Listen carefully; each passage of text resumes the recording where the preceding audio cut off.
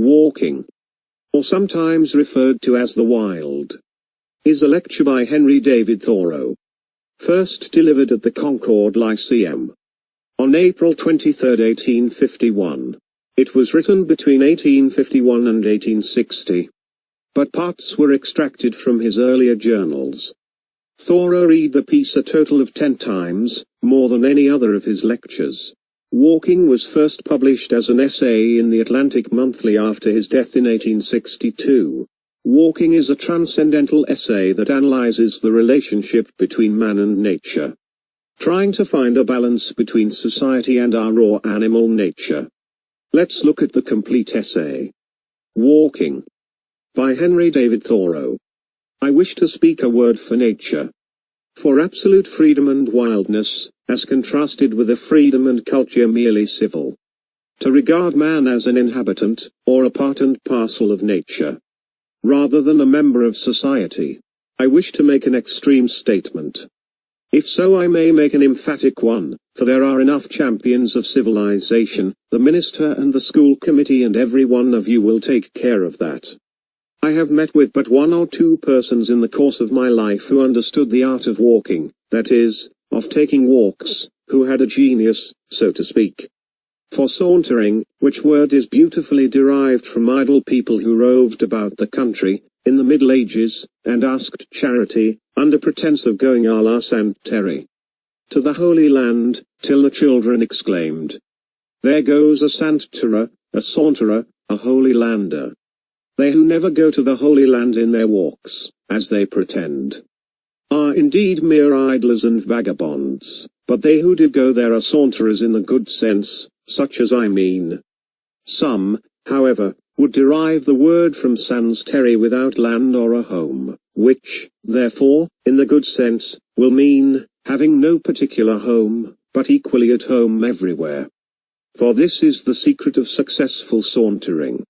He who sits still in a house all the time may be the greatest vagrant of all. But the saunterer, in the good sense, is no more vagrant than the meandering river, which is all the while sedulously seeking the shortest course to the sea. But I prefer the first, which, indeed, is the most probable derivation. For every walk is a sort of crusade, preached by some Peter the Hermit in us, to go forth and reconquer this holy land from the hands of the infidels. It is true, we are but faint-hearted crusaders, even the walkers, nowadays, who undertake no persevering, never-ending enterprises. Our expeditions are but tours, and come round again at evening to the old hearthside from which we set out. Half the walk is but retracing our steps. We should go forth on the shortest walk, perchance, in the spirit of undying adventure, never to return. Prepare to send back our embalmed hearts only as relics to our desolate kingdoms. If you are ready to leave father and mother, and brother and sister, and wife and child and friends, and never see them again. If you have paid your debts, and made your will, and settled all your affairs, and are a free man, then you are ready for a walk. To come down to my own experience, my companion and I, for I sometimes have a companion, take pleasure in fancying ourselves knights of a new, or rather an old, order. Not equestrians or chevaliers, not ritters or riders, but walkers. A still more ancient and honorable class, I trust. The chivalric and heroic spirit which once belonged to the rider seems now to reside in, or perchance to have subsided into, the walker, not the knight, but walker errant. He is a sort of fourth estate, outside of church and state and people. We have felt that we almost alone hereabouts practiced this noble art, though, to tell the truth, at least if their own assertions are to be received, most of my townsmen would fain walk sometimes, as I do, but they cannot. No wealth can buy the requisite leisure, freedom, and independence which are the capital in this profession. It comes only by the grace of God. It requires a direct dispensation from heaven to become a walker. You must be born into the family of the walkers. Ambulate and aciture, non-fit. Some of my townsmen, it is true, can remember and have described to me some walks which they took 10 years ago, in which they were so blessed as to lose themselves for half an hour in the woods. But I know very well that they have confined themselves to the highway ever since, whatever pretensions they may make to belong to this select class. No doubt they were elevated for a moment as by the reminiscence of a previous state of existence, when even they were foresters and outlaws. When he came to Greenwood, in a merry morninge, there he heard of the notes small, of birds merry singinge. It is for aye gone, said Robin, that I was last here. Me listel at Elford to shoot at the Dundare. I think that I cannot preserve my health and spirits, unless I spend 4 hours a day at least. And it is commonly more than that, sauntering through the woods and over the hills and fields, absolutely free from all worldly engagements. You may safely say, a penny for your thoughts, or £1,000.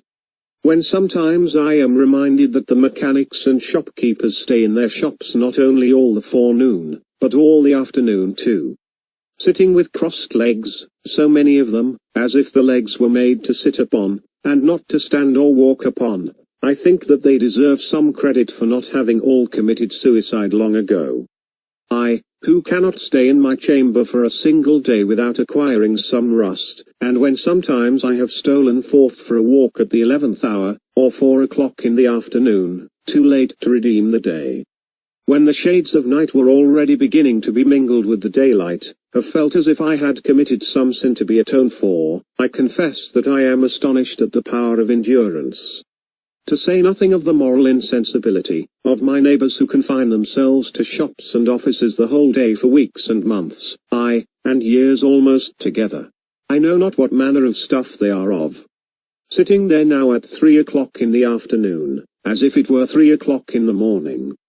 Bonaparte may talk of the 3 o'clock in the morning courage, but it is nothing to the courage which can sit down cheerfully at this hour in the afternoon over against one's self whom you have known all the morning.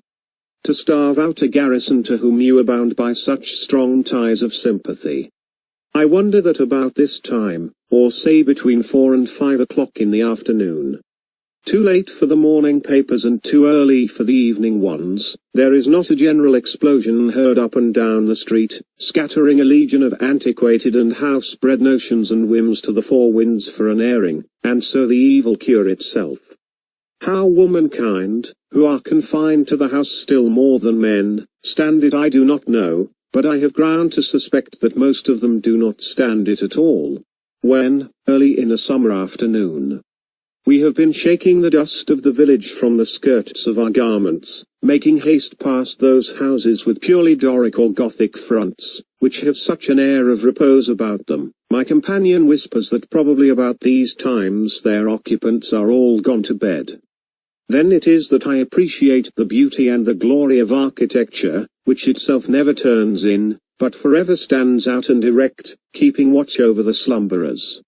No doubt temperament, and, above all, age, have a good deal to do with it. As a man grows older, his ability to sit still and follow indoor occupations increases. He grows vespertinal in his habits as the evening of life approaches, till at last he comes forth only just before sundown, and gets all the walk that he requires in half an hour. But the walking of which I speak has nothing in it akin to taking exercise, as it is called, as the sick take medicine at stated hours, as the swinging of dumbbells or chairs, but is itself the enterprise and adventure of the day.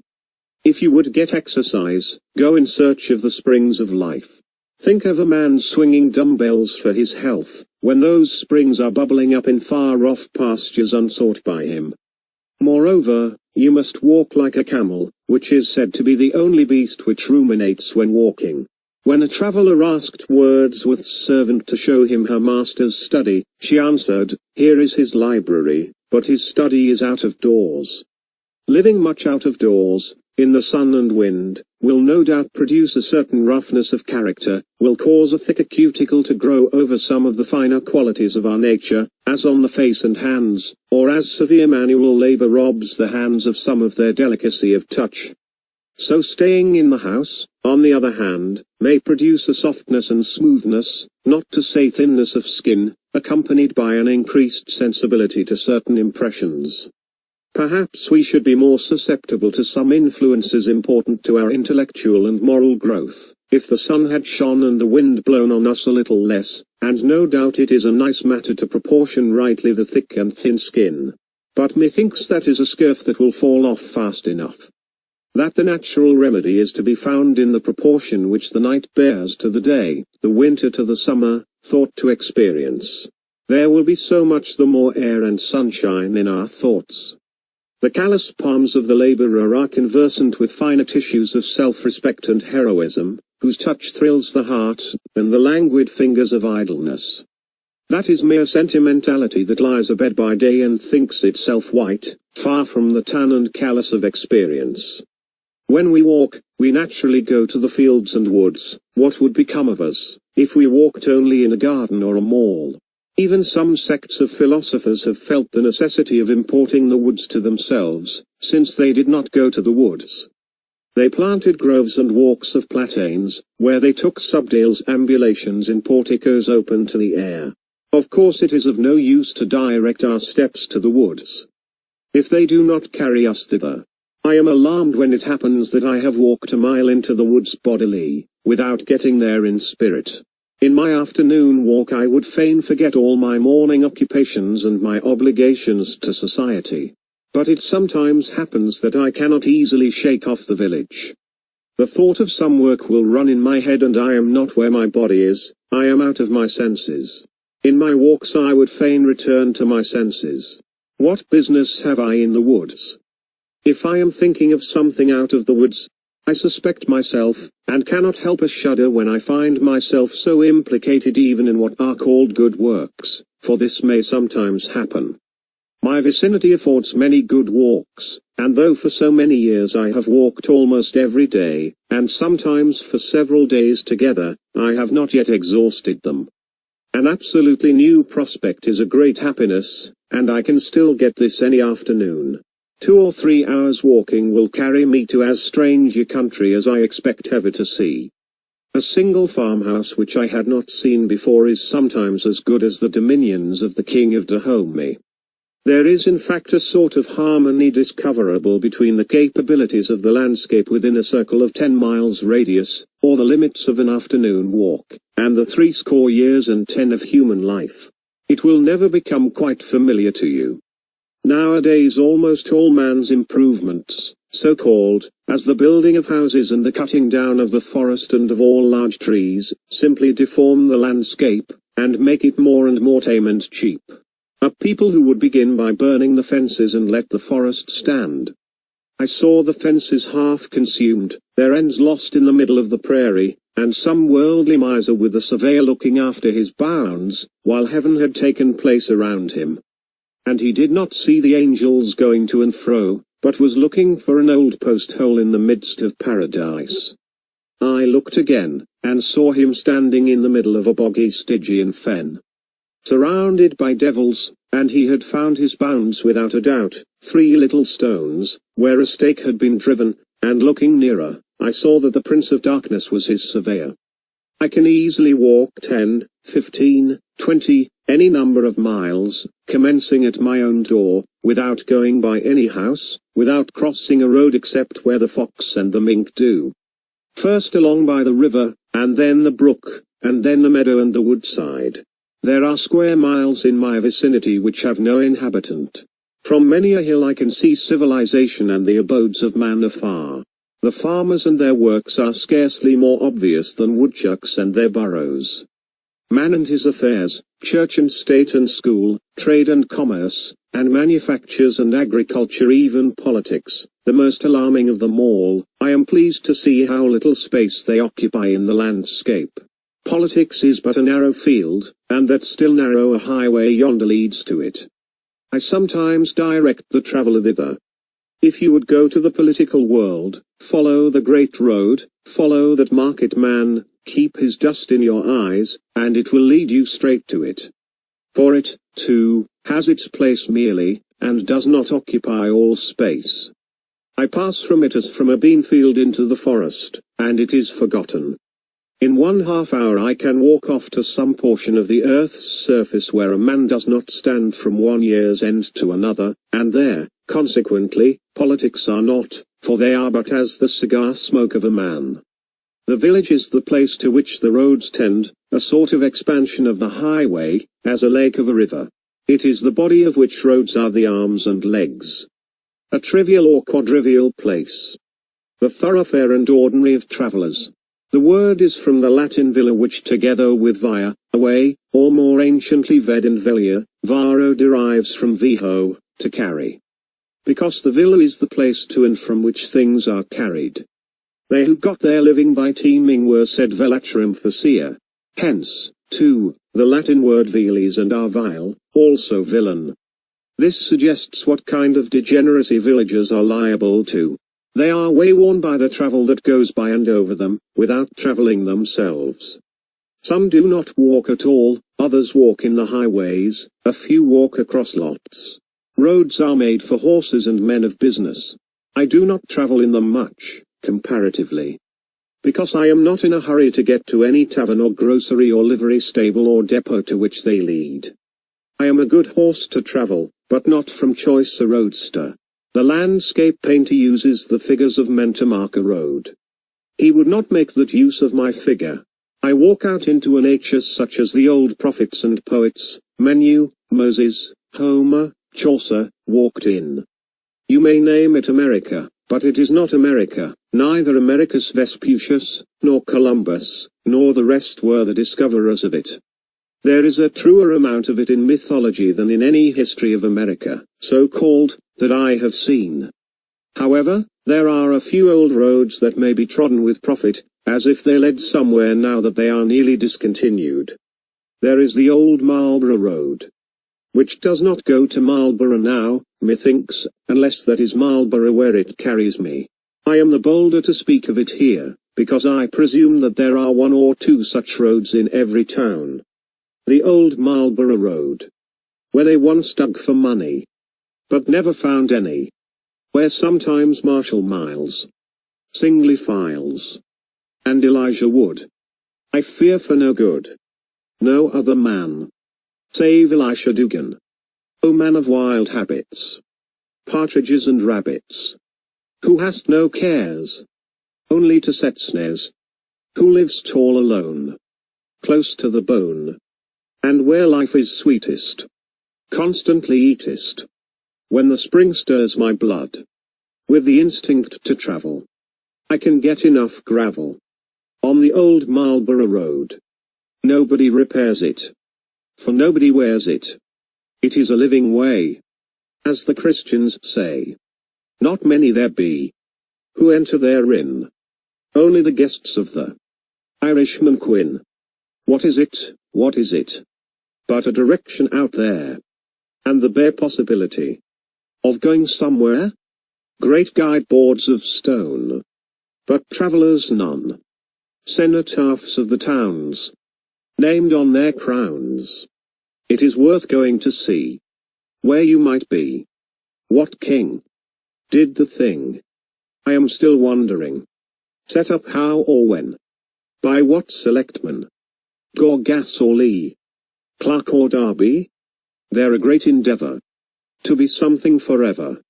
Blank tablets of stone, where a traveller might groan, and in one sentence grave all that is known, which another might read in his extreme need. I know one or two lines that would do, literature that might stand all over the land, which a man could remember till next December, and read again in the spring, after the thawing. If with fancy unfurled you leave your abode, you may go round the world by the old Marlborough Road. At present, in this vicinity, the best part of the land is not private property, the landscape is not owned, and the walker enjoys comparative freedom. But possibly the day will come when it will be partitioned off into so-called pleasure grounds, in which a few will take a narrow and exclusive pleasure only. When fences shall be multiplied, and man-traps and other engines invented to confine men to the public road, and walking over the surface of God's earth shall be construed to mean trespassing on some gentleman's grounds. To enjoy a thing exclusively is commonly to exclude yourself from the true enjoyment of it. Let us improve our opportunities, then, before the evil days come. What is it that makes it so hard sometimes to determine whither we will walk? I believe that there is a subtle magnetism in nature, which, if we unconsciously yield to it, will direct us aright. It is not indifferent to us which way we walk. There is a right way, but we are very liable from heedlessness and stupidity to take the wrong one. We would fain take that walk, never yet taken by us through this actual world, which is perfectly symbolical of the path which we love to travel in the interior and ideal world, and sometimes, no doubt, we find it difficult to choose our direction, because it does not yet exist distinctly in our idea. When I go out of the house for a walk, uncertain as yet whither I will bend my steps, and submit myself to my instinct to decide for me, I find, strange and whimsical as it may seem, that I finally and inevitably settle southwest, towards some particular wood or meadow or deserted pasture or hill in that direction. My needle is slow to settle, varies a few degrees, and does not always point due southwest, it is true, and it has good authority for this variation, but it always settles between west and south-southwest. The future lies that way to me, and the earth seems more unexhausted and richer on that side. The outline which would bound my walks would be, not a circle, but a parabola, or rather like one of those cometary orbits which have been thought to be non-returning curves. In this case opening westward, in which my house occupies the place of the sun, I turn round and round irresolute sometimes for a quarter of an hour, until I decide, for 1,000th time, that I will walk into the southwest or west. Eastward I go only by force, but westward I go free. Thither no business leads me. It is hard for me to believe that I shall find fair landscapes or sufficient wildness and freedom behind the eastern horizon. I am not excited by the prospect of a walk thither, but I believe that the forest which I see in the western horizon stretches uninterruptedly toward the setting sun, and there are no towns nor cities in it of enough consequence to disturb me. Let me live where I will, on this side is the city, on that the wilderness. And ever I am leaving the city more and more, and withdrawing into the wilderness. I should not lay so much stress on this fact, if I did not believe that something like this is the prevailing tendency of my countrymen. I must walk toward Oregon, and not toward Europe. And that way the nation is moving. And I may say that mankind progress from east to west. Within a few years we have witnessed the phenomenon of a southeastward migration, in the settlement of Australia. But this affects us as a retrograde movement, and, judging from the moral and physical character of the first generation of Australians, has not yet proved a successful experiment. The Eastern Tartars think that there is nothing west beyond Tibet. The world ends there, say they, beyond there is nothing but a shoreless sea. It is unmitigated east where they live. We go eastward to realize history and study the works of art and literature, retracing the steps of the race. We go westward as into the future, with a spirit of enterprise and adventure. The Atlantic is a Lethean stream, in our passage over which we have had an opportunity to forget the old world and its institutions. If we do not succeed this time, there is perhaps one more chance for the race left before it arrives on the banks of the Styx, and that is in the Lethe of the Pacific, which is 3 times as wide. I know not how significant it is, or how far it is an evidence of singularity, that an individual should thus consent in his pettiest walk with the general movement of the race, but I know that something akin to the migratory instinct in birds and quadrupeds, which, in some instances, is known to have affected the squirrel tribe, impelling them to a general and mysterious movement, in which they were seen, say some, crossing the broadest rivers, each on its particular chip, with its tail raised for a sail, and bridging narrower streams with their dead. That's something like the furor which affects the domestic cattle in the spring, and which is referred to a worm in their tails. Affects both nations and individuals, either perennially or from time to time. Not a flock of wild geese cackles over our town, but it to some extent unsettles the value of real estate here, and, if I were a broker, I should probably take that disturbance into account. than longen folk to gone on pilgrimages, and palm years for to seek strange strands. Every sunset which I witness inspires me with the desire to go to a west as distant and as fair as that into which the sun goes down. He appears to migrate westward daily, and tempt us to follow him. He is the great western pioneer whom the nations follow. We dream all night of those mountain ridges in the horizon, though they may be a vapor only, which were last gilded by his rays.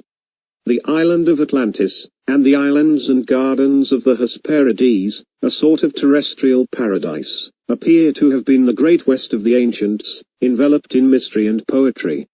Who has not seen in imagination, when looking into the sunset sky, the gardens of the Hesperides, and the foundation of all those fables?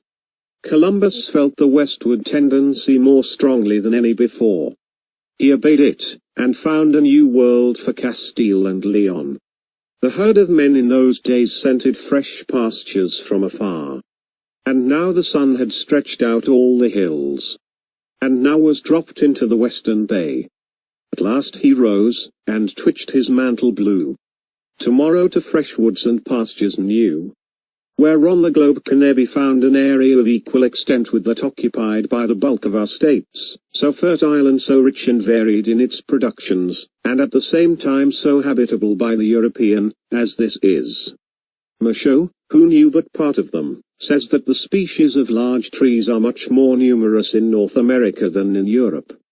In the United States there are more than 140 species that exceed 30 feet in height. In France there are but 30 that attain this size. Later botanists more than confirm his observations. Humboldt came to America to realize his youthful dreams of a tropical vegetation, and he beheld it in its greatest perfection in the primitive forests of the Amazon. The most gigantic wilderness on the earth, which he has so eloquently described. The geographer Guyot, himself a European, goes further than I am ready to follow him, yet not when he says, as the plant is made for the animal, as the vegetable world is made for the animal world, America is made for the man of the old world. The man of the old world sets out upon his way. Leaving the highlands of Asia, he descends from station to station towards Europe. Each of his steps is marked by a new civilization superior to the preceding, by a greater power of development. Arrived at the Atlantic, he pauses on the shore of this unknown ocean, the bounds of which he knows not, and turns upon his footprints for an instant. When he has exhausted the rich soil of Europe, and reinvigorated himself, then recommences his adventurous career westward as in the earliest ages. So far Guyot. From this western impulse coming in contact with the barrier of the Atlantic sprang the commerce and enterprise of modern times. The younger Michaud, in his travels west of the Alleghenies in 1802, says that the common inquiry in the newly settled West was, "From what part of the world have you come?" As if these vast and fertile regions would naturally be the place of meeting and common country of all the inhabitants of the globe. To use an obsolete Latin word, I might say, ex oriente lux, ex occidente frux. From the east light, from the west fruit. Sir Francis Head, an English traveller and a Governor-General of Canada, tells us that in both the northern and southern hemispheres of the New World, nature has not only outlined her works on a larger scale, but has painted the whole picture with brighter and more costly colors than she used in delineating and in beautifying the Old World. The heavens of America appear infinitely higher, the sky is bluer, the air is fresher, the cold is intenser, the moon looks larger, the stars are brighter, the thunder is louder, the lightning is vivider, the wind is stronger, the rain is heavier, the mountains are higher, the rivers longer, the forests bigger, the plains broader. This statement will do at least to set against Buffon's account of this part of the world and its productions. Linnaeus said long ago, Nescio que facies letter, glabra plantis Americanus. I know not what there is of joyous and smooth in the aspect of American plants, and I think that in this country there are no, or at most very few, African besti, African beasts, as the Romans called them, and that in this respect also it is peculiarly fitted for the habitation of man.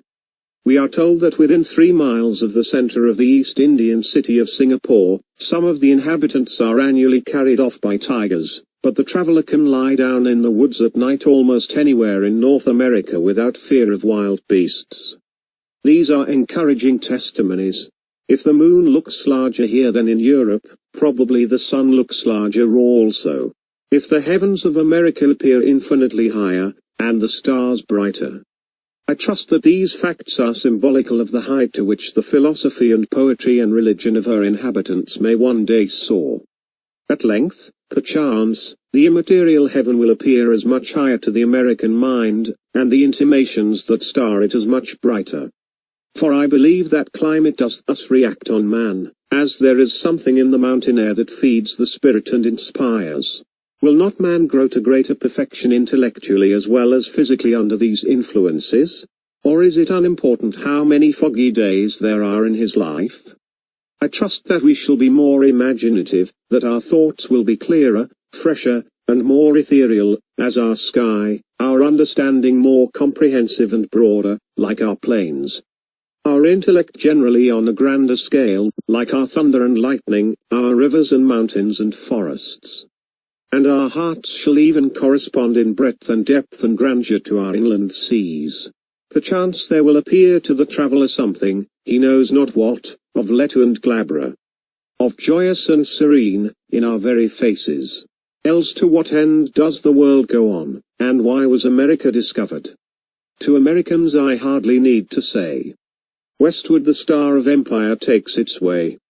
As a true patriot, I should be ashamed to think that Adam in paradise was more favorably situated on the whole than the backwoodsman in this country. Our sympathies in Massachusetts are not confined to New England, though we may be estranged from the South, we sympathize with the West. There is the home of the younger sons, as among the Scandinavians they took to the sea for their inheritance. It is too late to be studying Hebrew, it is more important to understand even the slang of today. Some months ago I went to see a panorama of the Rhine.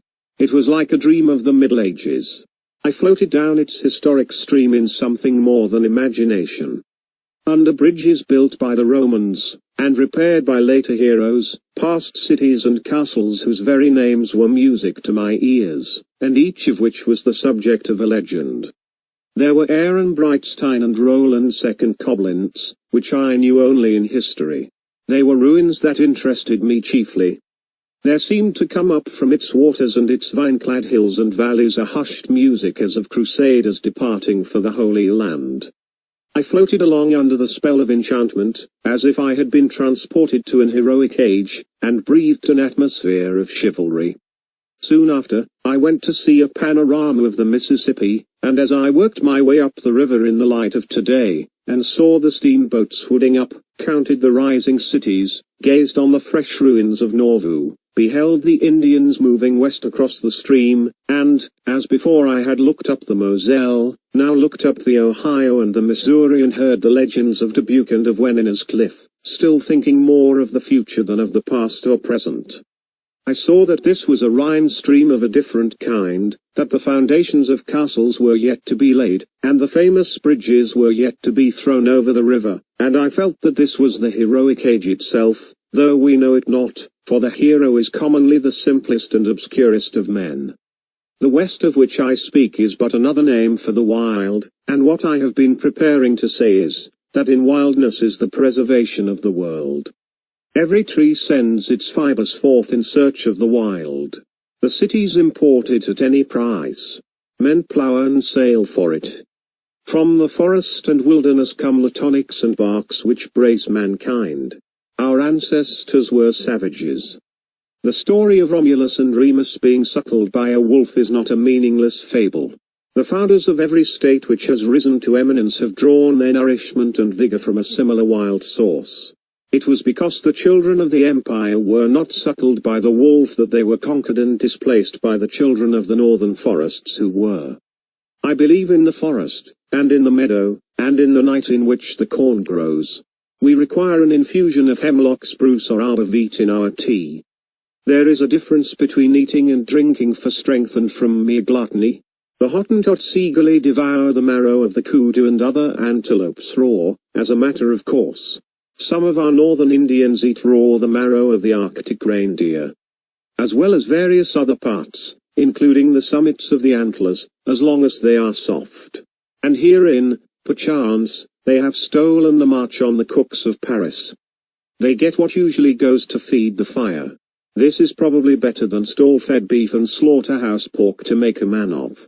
Give me a wildness whose glance no civilization can endure, as if we lived on the marrow of kudus devoured raw. There are some intervals which border the strain of the wood thrush, to which I would migrate, wild lands where no settler has squatted, to which, methinks, I am already acclimated. The African hunter coming tells us that the skin of the eland, as well as that of most other antelopes just killed, emits the most delicious perfume of trees and grass. I would have every man so much like a wild antelope, so much a part and parcel of nature, that his very person should thus sweetly advertise our senses of his presence, and remind us of those parts of nature which he most haunts.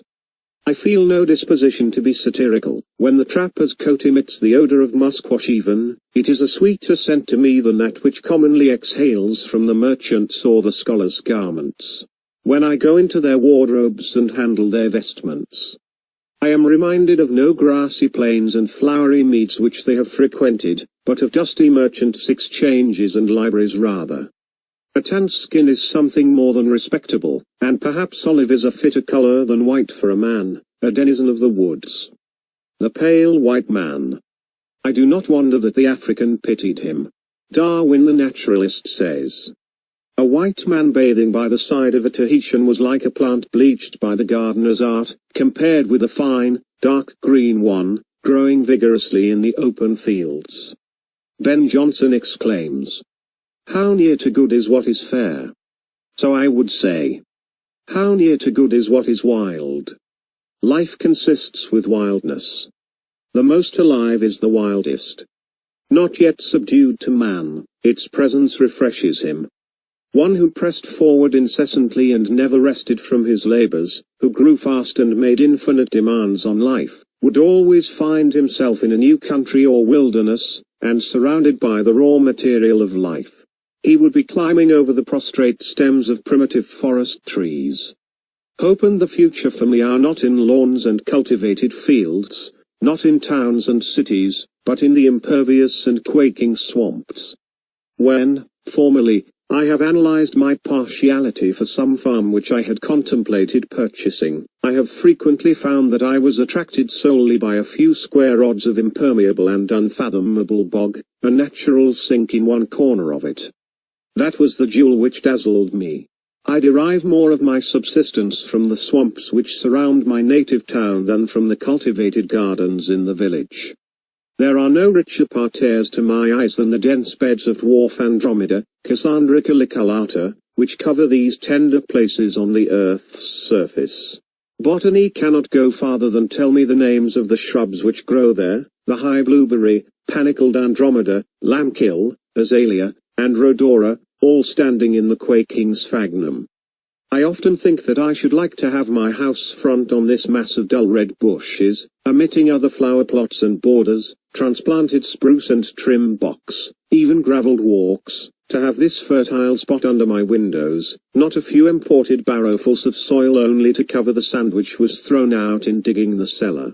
Why not put my house, my parlour, behind this plot, instead of behind that meagre assemblage of curiosities, that poor apology for a nature and art, which I call my front yard? It is an effort to clear up and make a decent appearance when the carpenter and mason have departed, though done as much for the passer-by as the dweller within. The most tasteful front yard fence was never an agreeable object of study to me. The most elaborate ornaments, acorn tops, or what not, soon wearied and disgusted me. Bring your sills up to the very edge of the swamp, then, though it may not be the best place for a dry cellar, so that there be no access on that side to citizens. Front yards are not made to walk in, but, at most, through, and you could go in the back way. Yes, Though you may think me perverse, if it were proposed to me to dwell in the neighborhood of the most beautiful garden that ever human art contrived, or else of a dismal swamp, I should certainly decide for the swamp. How vain, then, have been all your labors, citizens, for me. My spirits infallibly rise in proportion to the outward dreariness. Give me the ocean, the desert, or the wilderness. In the desert, pure air and solitude compensate for want of moisture and fertility. The traveler Burton says of it, "Your morale improves, you become frank and cordial, hospitable and single-minded. In the desert, spirituous liquors excite only disgust. There is a keen enjoyment in a mere animal existence." They who have been traveling long on the steppes of Tartary say, "On re-entering cultivated lands, the agitation, perplexity, and turmoil of civilization oppressed and suffocated us, the air seemed to fail us, and we felt every moment as if about to die of asphyxia. When I would recreate myself, I seek the darkest wood, the thickest and most interminable and, to the citizen, most dismal, swamp. I enter a swamp as a sacred place, a sanctum sanctorum. There is the strength, the marrow, of nature.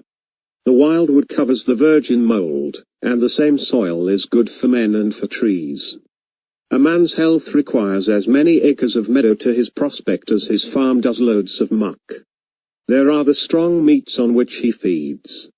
A town is saved, not more by the righteous men in it than by the woods and swamps that surround it. A township where one primitive forest waves above while another primitive forest rots below, such a town is fitted to raise not only corn and potatoes, but poets and philosophers for the coming ages. In such a soil grew Homer and Confucius and the rest, and out of such a wilderness comes the reformer eating locusts and wild honey. To preserve wild animals implies generally the creation of a forest for them to dwell in or resort to. So it is with man. 100 years ago they sold bark in our streets peeled from our own woods. In the very aspect of those primitive and rugged trees there was, methinks, a tanning principle which hardened and consolidated the fibers of men's thoughts. Ah! Already I shudder for these comparatively degenerate days of my native village, when you cannot collect a load of bark of good thickness, and we no longer produce tar and turpentine. The civilized nations, Greece, Rome, England, have been sustained by the primitive forests which anciently rotted where they stand. They survive as long as the soil is not exhausted. Alas for human culture! Little is to be expected of a nation, when the vegetable mold is exhausted, and it is compelled to make manure of the bones of its fathers. There the poet sustains himself merely by his own superfluous fat, and the philosopher comes down on his marrow bones. It is said to be the task of the American to work the virgin soil, and that agriculture here already assumes proportions unknown everywhere else. I think that the farmer displaces the Indian even because he redeems the meadow, and so makes himself stronger and in some respects more natural. I was surveying for a man the other day a single straight line 132 rods long, through a swamp at whose entrance might have been written the words which Dante read over the entrance to the infernal regions, "Leave all hope, ye that enter that is, of ever getting out again," where at one time I saw my employer actually up to his neck and swimming for his life in his property, though it was still winter. He had another similar swamp which I could not survey at all, because it was completely under water, and nevertheless, with regard to a third swamp, which I did survey from a distance, he remarked to me, true to his instincts, that he would not part with it for any consideration, on account of the mud which it contained. And that man intends to put a girdling ditch round the whole in the course of 40 months, and so redeem it by the magic of his spade. I refer to him only as the type of a class. The weapons with which we have gained our most important victories, which should be handed down as heirlooms from father to son, are not the sword and the lance, but the bushwhack. The turf cutter, the spade, and the bog hoe, rusted with the blood of many a meadow, and begrimed with the dust of many a hard-fought field.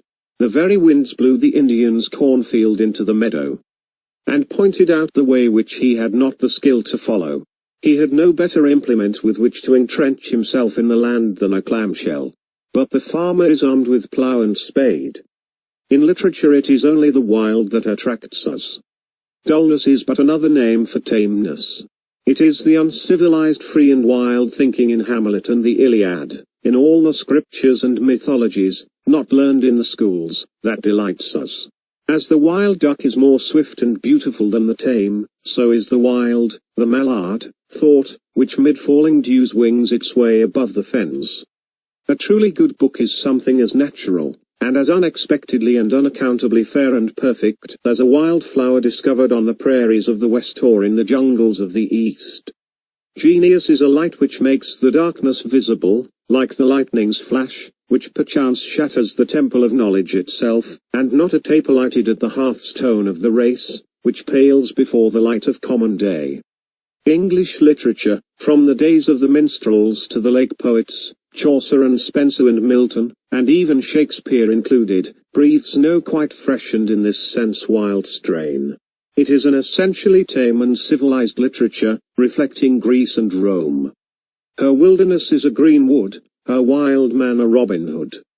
There is plenty of genial love of nature, but not so much of nature herself. Her chronicles inform us when her wild animals, but not when the wild man in her, became extinct. The science of Humboldt is one thing, poetry is another thing. The poet today, notwithstanding all the discoveries of science, and the accumulated learning of mankind, enjoys no advantage over Homer. Where is the literature which gives expression to nature? He would be a poet who could impress the winds and streams into his service, to speak for him, who nailed words to their primitive senses, as farmers drive down stakes in the spring, which the frost has heaved, who derived his words as often as he used them, transplanted them to his page with earth adhering to their roots, whose words were so true and fresh and natural that they would appear to expand like the buds at the approach of spring, though they lay half smothered between two musty leaves in a library. Aye, to bloom and bear fruit there, after their kind, annually, for the faithful reader, in sympathy with surrounding nature. I do not know of any poetry to quote which adequately expresses this yearning for the wild. Approached from this side, the best poetry is tame. I do not know where to find in any literature, ancient or modern, any account which contents me of that nature with which even I am acquainted. You will perceive that I demand something which no Augustan nor Elizabethan age, which no culture, in short, can give. Mythology comes nearer to it than anything. How much more fertile a nature, at least, has Grecian mythology its root in than English literature? Mythology is the crop which the old world bore before its soil was exhausted, before the fancy and imagination were affected with blight, and which it still bears, wherever its pristine vigor is unabated. All other literatures endure only as the elms which overshadow our houses, but this is like the great dragon tree of the Western Isles, as old as mankind, and, whether that does or not, will endure as long, for the decay of other literatures makes the soil in which it thrives. The West is preparing to add its fables to those of the East. The valleys of the Ganges, the Nile, and the Rhine, having yielded their crop, it remains to be seen what the valleys of the Amazon, the Plate, the Orinoco, the St. Lawrence, and the Mississippi will produce.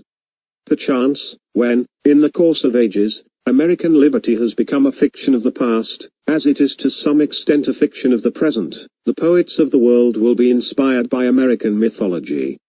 The wildest dreams of wild men, even, are not the less true, though they may not recommend themselves to the sense which is most common among Englishmen and Americans today. It is not every truth that recommends itself to the common sense. Nature has a place for the wild clematis as well as for the cabbage. Some expressions of truth are reminiscent, others merely sensible, as the phrase is, others prophetic. Some forms of disease, even, may prophesy forms of health. The geologist has discovered that the figures of serpents, griffins, flying dragons, and other fanciful embellishments of heraldry have their prototypes in the forms of fossil species which were extinct before man was created, and hence indicate a faint and shadowy knowledge of a previous state of organic existence. The Hindus dreamed that the earth rested on an elephant, and the elephant on a tortoise, and the tortoise on a serpent, and though it may be an unimportant coincidence, it will not be out of place here to state that a fossil tortoise has lately been discovered in Asia large enough to support an elephant. I confess that I am partial to these wild fancies, which transcend the order of time and development. They are the sublimest recreation of the intellect. The partridge loves peas, but not those that go with her into the pot. In short, all good things are wild and free.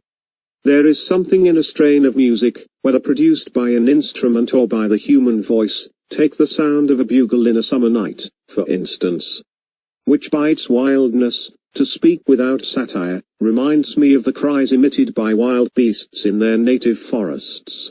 It is so much of their wildness as I can understand.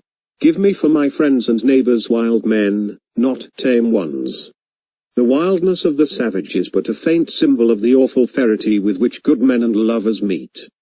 I love even to see the domestic animals reassert their native rights, any evidence that they have not wholly lost their original wild habits and vigor, as when my neighbor's cow breaks out of her pasture early in the spring and boldly swims the river, a cold, grey tide, 25 or 30 rods wide, swollen by the melted snow. It is the buffalo crossing the Mississippi. This exploit confers some dignity on the herd in my eyes, already dignified. The seeds of instinct are preserved under the thick hides of cattle and horses, like seeds in the bowels of the earth, an indefinite period. Any sportiveness in cattle is unexpected. I saw one day a herd of a dozen bullocks and cows running about and frisking in unwieldy sport, like huge rats, even like kittens. They shook their heads, raised their tails, and rushed up and down a hill, and I perceived by their horns, as well as by their activity, their relation to the deer tribe. But, alas, a sudden loud woe would have damped their ardor at once, reduced them from venison to beef, and stiffened their sides and sinews like the locomotive. Who but the evil one has cried woe to mankind? Indeed, the life of cattle, like that of many men, is but a sort of locomotiveness, they move aside at a time. And man, by his machinery, is meeting the horse and the ox halfway. Whatever part the whip has touched is thenceforth palsied. Who would ever think of a side of any of the supple cat tribe, as we speak of a side of beef? I rejoice that horses and steers have to be broken before they can be made the slaves of men, and that men themselves have some wild oats still left to sow before they become submissive members of society. Undoubtedly, all men are not equally fit subjects for civilization. And because the majority, like dogs and sheep, are tame by inherited disposition, this is no reason why the others should have their natures broken that they may be reduced to the same level. Men are in the main alike. But they were made several in order that they might be various. If a low use is to be served, one man will do nearly or quite as well as another. If a high one, individual excellence is to be regarded.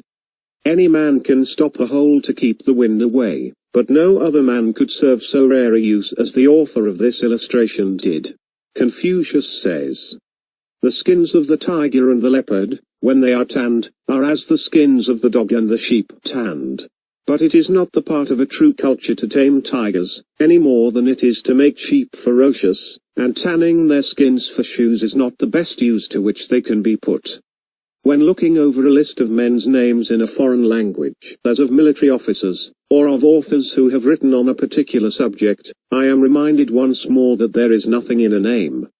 The name Menschikoff, for instance, has nothing in it to my ears more human than a whisker, and it may belong to a rat. As the names of the Poles and Russians are to us, so are ours to them. It is as if they had been named by the child's rigmarole, Iry Wiry Itchery Van, Tittle Toltan. I see in my mind a herd of wild creatures swarming over the earth, and to each the herdsman has affixed some barbarous sound in his own dialect. The names of men are, of course, as cheap and meaningless as bows and tray, the names of dogs. Methinks it would be some advantage to philosophy if men were named merely in the gross, as they are known. It would be necessary only to know the genus and perhaps the race or variety, to know the individual. We are not prepared to believe that every private soldier in a Roman army had a name of his own, because we have not supposed that he had a character of his own. At present our only true names are nicknames. I knew a boy who, from his peculiar energy, was called Buster by his playmates, and this rightly supplanted his Christian name. Some travelers tell us that an Indian had no name given him at first, but earned it, and his name was his fame, and among some tribes he acquired a new name with every new exploit. It is pitiful when a man bears a name for convenience merely, who has earned neither name nor fame. I will not allow mere names to make distinctions for me, but still see men in herds for all them. A familiar name cannot make a man less strange to me. It may be given to a savage who retains in secret his own wild title earned in the woods. We have a wild savage in us, and a savage name is perchance somewhere recorded as ours. I see that my neighbor, who bears the familiar epithet William or Edwin, takes it off with his jacket. It does not adhere to him when asleep or in anger, or aroused by any passion or inspiration. I seem to hear pronounced by some of his kin at such a time his original wild name in some jaw-breaking or else melodious tongue. Here is this vast, savage, hovering mother of ours. Nature, lying all around, with such beauty, and such affection for her children, as the leopard, and yet we are so early weaned from her breast to society, to that culture which is exclusively an interaction of man on man, a sort of breeding in and in, which produces at most a merely English nobility, a civilization destined to have a speedy limit. In society, in the best institutions of men, it is easy to detect a certain precocity. When we should still be growing children, we are already little men.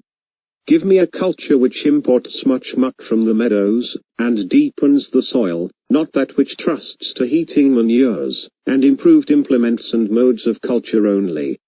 Many a poor sore-eyed student that I have heard of would grow faster, both intellectually and physically, if, instead of sitting up so very late, he honestly slumbered a fool's allowance. There may be an excess even of informing light.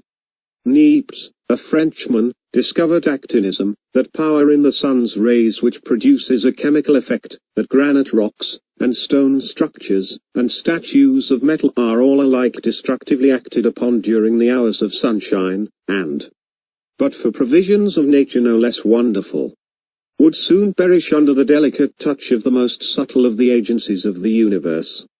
But he observed that those bodies which underwent this change during the daylight possessed the power of restoring themselves to their original conditions during the hours of night, when this excitement was no longer influencing them.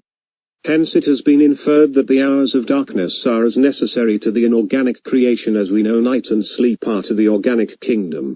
Not even does the moon shine every night, but gives place to darkness. I would not have every man nor every part of a man cultivated, any more than I would have every acre of earth cultivated. Part will be tillage, but the greater part will be meadow and forest. Not only serving an immediate use, but preparing a mold against a distant future, by the annual decay of the vegetation which it supports. There are other letters for the child to learn than those which Cadmus invented.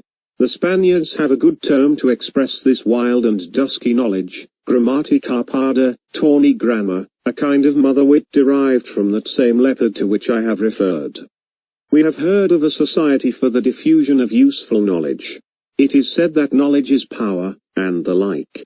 Methinks there is equal need of a society for the diffusion of useful ignorance. What we will call beautiful knowledge, a knowledge useful in a higher sense. For what is most of our boasted so-called knowledge but a conceit that we know something, which robs us of the advantage of our actual ignorance? What we call knowledge is often our positive ignorance our negative knowledge. By long years of patient industry and reading of the newspapers, for what are the libraries of science but files of newspapers, a man accumulates a myriad facts, lays them up in his memory. And then when in some spring of his life he saunters abroad into the great fields of thought, he, as it were, goes to grass like a horse and leaves all his harness behind in the stable. I would say to the Society for the Diffusion of Useful Knowledge, sometimes, go to grass. You have eaten hay long enough. the spring has come with its green crop. The very cows are driven to their country pastures before the end of May, though I have heard of one unnatural farmer who kept his cow in the barn and fed her on hay all the year round. So, frequently, the Society for the Diffusion of Useful Knowledge treats its cattle. A man's ignorance sometimes is not only useful, but beautiful, while his knowledge, so-called, is oftentimes worse than useless, besides being ugly. Which is the best man to deal with, he who knows nothing about a subject, and, what is extremely rare, knows that he knows nothing, or he who really knows something about it, but thinks that he knows all? My desire for knowledge is intermittent, but my desire to bathe my head in atmospheres unknown to my feet is perennial and constant. The highest that we can attain to is not knowledge, but sympathy with intelligence. I do not know that this higher knowledge amounts to anything more definite than a novel and grand surprise on a sudden revelation of the insufficiency of all that we called knowledge before, a discovery that there are more things in heaven and earth than are dreamed of in our philosophy. It is the lighting up of the mist by the sun. Man cannot know in any higher sense than this, any more than he can look serenely and with impunity in the face of the sun. Sigma tau nu omicron nu, omicron kappa epsilon nu omicron nu omicron sigma epsilon iota sigma. You will not perceive that, as perceiving a particular thing, say the Chaldean oracles. There is something servile in the habit of seeking after a law which we may obey. We may study the laws of matter at and for our convenience. But a successful life knows no law. It is an unfortunate discovery certainly, that of a law which binds us where we did not know before that we were bound. Live free, child of the mist, and with respect to knowledge we are all children of the mist. The man who takes the liberty to live is superior to all the laws, by virtue of his relation to the lawmaker. That is active duty, says the Vishnu Purana, which is not for our bondage, that is knowledge which is for our liberation. All other duty is good only unto weariness, all other knowledge is only the cleverness of an artist. It is remarkable how few events or crises there are in our histories, how little exercised we have been in our minds, how few experiences we have had. I would fain be assured that I am growing apace and rankly, though my very growth disturb this dull equanimity. Though it be with struggle through long, dark, muggy nights or seasons of gloom. It would be well if all our lives were a divine tragedy even, instead of this trivial comedy or farce. Dante, Bunyan, and others appear to have been exercised in their minds more than we. They were subjected to a kind of culture such as our district schools and colleges do not contemplate. Even Mohammed, though many may scream at his name, had a good deal more to live for, aye, and to die for, than they have commonly. When, at rare intervals, some thought visits one, as perchance he is walking on a railroad, then, indeed, the cars go by without his hearing them. But soon, by some inexorable law, our life goes by and the cars return. Gentle breeze, that wanderest unseen, and bendest the thistles round, lawyer of storms, traveller of the windy glens, why hast thou left my ear so soon?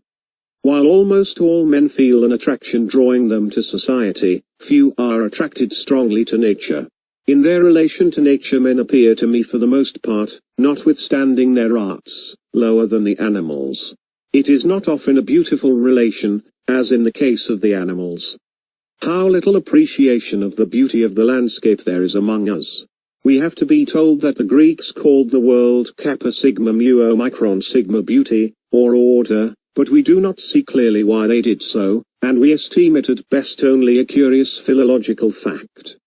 For my part, I feel that with regard to nature I live a sort of border life, on the confines of a world into which I make occasional and transient forays only, and my patriotism and allegiance to the state into whose territories I seem to retreat are those of a Morse trooper. Unto a life which I call natural I would gladly follow even a will-o'-the-wisp through bogs and sloughs unimaginable. But no moon nor firefly has shown me the causeway to it. Nature is a personality so vast and universal that we have never seen one of her features. The walker in the familiar fields which stretch around my native town sometimes finds himself in another land than is described in their owner's deeds, as it were in some far-away field on the confines of the actual Concord, where her jurisdiction ceases, and the idea which the word Concord suggests ceases to be suggested. These farms which I have myself surveyed, these bounds which I have set up, appear dimly still as through a mist, but they have no chemistry to fix them, they fade from the surface of the glass, and the picture which the painter painted stands out dimly from beneath. The world with which we are commonly acquainted leaves no trace, and it will have no anniversary. I took a walk on Spaulding's farm the other afternoon. I saw the setting sun lighting up the opposite side of a stately pine wood. Its golden rays straggled into the aisles of the wood as into some noble hall. I was impressed as if some ancient and altogether admirable and shining family had settled there in that part of the land called Concord, unknown to me, to whom the sun was servant. Who had not gone into society in the village, who had not been called on. I saw their park, their pleasure ground, beyond through the wood, in Spaulding's cranberry meadow. The pines furnished them with gables as they grew. Their house was not obvious to vision, the trees grew through it. I do not know whether I heard the sounds of a suppressed hilarity or not. They seemed to recline on the sunbeams. They have sons and daughters. They are quite well. The farmer's cart path, which leads directly through their hall, does not in the least put them out, as the muddy bottom of a pool is sometimes seen through the reflected skies. They never heard of Spaulding, and do not know that he is their neighbor, notwithstanding I heard him whistle as he drove his team through the house. Nothing can equal the serenity of their lives. Their coat of arms is simply a lichen. I saw it painted on the pines and oaks. Their attics were in the tops of the trees. They are of no politics. There was no noise of labor. I did not perceive that they were weaving or spinning. Yet I did detect, when the wind lulled and hearing was done away, the finest imaginable sweet musical hum, as of a distant hive in May, which perchance was the sound of their thinking. They had no idle thoughts, and no one without could see their work, for their industry was not as in knots and excrescences embayed. But I find it difficult to remember them. They fade irrevocably out of my mind even now while I speak and endeavor to recall them, and recollect myself. It is only after a long and serious effort to recollect my best thoughts that I become again aware of their cohabitancy. If it were not for such families as this, I think I should move out of Concord. We are accustomed to say in New England that few and fewer pigeons visit us every year. Our forests furnish no mast for them. So, it would seem, few and fewer thoughts visit each growing man from year to year, for the grove in our minds is laid waste, sold to feed unnecessary fires of ambition, or sent to mill, and there is scarcely a twig left for them to perch on. They no longer build nor breed with us. In some more genial season, perchance, a faint shadow flits across the landscape of the mind, cast by the wings of some thought in its vernal or autumnal migration. But, looking up, we are unable to detect the substance of the thought itself. Our winged thoughts are turned to poultry. They no longer soar, and they attain only to a Shanghai and Cochin-China grandeur. Those gra are 8 thoughts, those gra are 8 men you hear of. We hug the earth, how rarely we mound. Methinks we might elevate ourselves a little more. We might climb a tree, at least. I found my account in climbing a tree once. It was a tall white pine, on the top of a hill, and though I got well pitched, I was well paid for it, for I discovered new mountains in the horizon which I had never seen before, so much more of the earth and the heavens. I might have walked about the foot of the tree for 80 years and 10, and yet I certainly should never have seen them. But, above all, I discovered around me, it was near the end of June, on the ends of the topmost branches only, a few minute and delicate red cone-like blossoms, the fertile flower of the white pine looking heavenward. I carried straightway to the village the topmost spire, and showed it to stranger jurymen who walked the streets, for it was court week, and to farmers and lumber dealers and wood choppers and hunters, and not one had ever seen the like before, but they wondered as a star dropped down. Tell of ancient architects finishing their works on the tops of columns as perfectly as on the lower and more visible parts. Nature has from the first expanded the minute blossoms of the forest only toward the heavens, above men's heads and unobserved by them. We see only the flowers that are under our feet in the meadows. The pines have developed their delicate blossoms on the highest twigs of the wood every summer for ages. As well over the heads of nature's red children as of her white ones, yet scarcely a farmer or hunter in the land has ever seen them. Above all, we cannot afford not to live in the present. He is blessed over all mortals who loses no moment of the passing life in remembering the past. Unless our philosophy hears the cock crow in every barnyard within our horizon, it is belated. That sound commonly reminds us that we are growing rusty and antique in our employments and habits of thoughts. His philosophy comes down to a more recent time than ours. There is something suggested by it that is a newer testament, the gospel according to this moment. He has not fallen astern, he has got up early and kept up early, and to be where he is to be in season, in the foremost rank of time. It is an expression of the health and soundness of nature. A brag for all the world, healthiness as of a spring burst forth, a new fountain of the muses, to celebrate this last instant of time. Where he lives no fugitive slave laws are passed. Who has not betrayed his master many times since last he heard that note? The merit of this bird's strain is in its freedom from all plaintiveness. The singer can easily move us to tears or to laughter, but where is he who can excite in us a pure morning joy? When? In doleful dumps, breaking the awful stillness of our wooden sidewalk on a Sunday, or, perchance, a watcher in the house of mourning, I hear a cockerel crow far or near. I think to myself, there is one of us well, at any rate, and with a sudden gush return to my senses. We had a remarkable sunset one day last November. I was walking in a meadow, the source of a small brook, when the sun at last, just before setting, after a cold grey day, reached a clear stratum in the horizon, and the softest, brightest morning sunlight fell on the dry grass and on the stems of the trees in the opposite horizon and on the leaves of the shrub oaks on the hillside, while our shadows stretched long over the meadow eastward, as if we were the only motes in its beams. It was such a light as we could not have imagined a moment before, and the air also was so warm and serene that nothing was wanting to make a paradise of that meadow. When we reflected that this was not a solitary phenomenon, never to happen again, but that it would happen forever and ever, an infinite number of evenings, and cheer and reassure the latest child that walked there, it was more glorious still. The sun sets on some retired meadow, where no house is visible, with all the glory and splendor that it lavishes on cities, and perchance as it has never set before.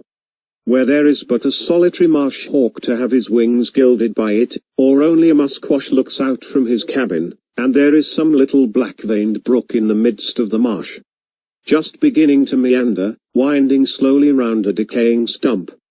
We walked in so pure and bright a light, gilding the withered grass and leaves, so softly and serenely bright, I thought I had never bathed in such a golden flood.